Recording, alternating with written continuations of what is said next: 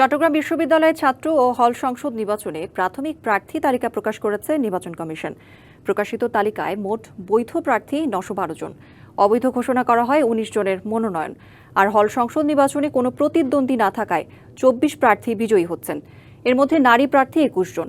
যাদের মনোনয়ন বাতিল হয়েছে, বুধবার পর্যন্ত আপিলের সুযোগ পাবেন তারা। চট্টগ্রাম বিশ্ববিদ্যালয় কেন্দ্রীয় ছাত্র সংসদ নির্বাচনে কেন্দ্র ও হল সংসদ মিলিয়ে 931 জন মনোনয়নপত্র জমা দেন। এর মধ্যে কেন্দ্রীয় সংসদে 429 ও হল সংসদে 502 জন। মনোনয়নপত্র যাচাই বাছাই শেষে 19 জনের নাম বাদ দেয় কমিশন।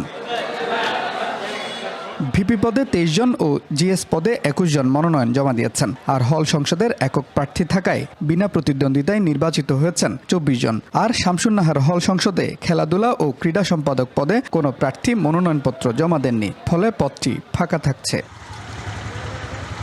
শিক্ষার্থীরা চাকসু নির্বাচনে স্বতঃস্ফূর্তভাবে অংশ নেবে, বেছে নেবে পছন্দের নেতৃত্বকে, এমন প্রত্যাশা প্রার্থীদের। আমরা সাধারণ শিক্ষার্থীরা সবসময় নেগলেক্টেড, তো আমাদের যে কোনো ভয়েস নাই, আমাদের একটা কালেকটিভ ভয়েস রেজ করার জন্য ওই সাধারণ শিক্ষার্থীদের কালেকটিভ ভয়েস আমি হবার জন্য এখানে আসছি। আমি আশা করি সাধারণ শিক্ষার্থীরা আমাকে নির্বাচিত করবে। প্রার্থীদের মধ্যে, ভোটারদের মধ্যে খুব সুন্দর একটা পরিবেশ দেখছি আমরা। যে কোনো জায়গায় সবাই সবার সাথে কথা বলছে, যেটা আমার জন্য খুব গুড এক্সপিরিয়েন্স বলা যায়। তবে একটা জিনিস যেটা একটু নেগেটিভ, সেটা হলো প্রার্থীদের এক্সপোজারের ক্ষেত্রে আমরা ইকুয়ালিটি দেখতে পাচ্ছি না।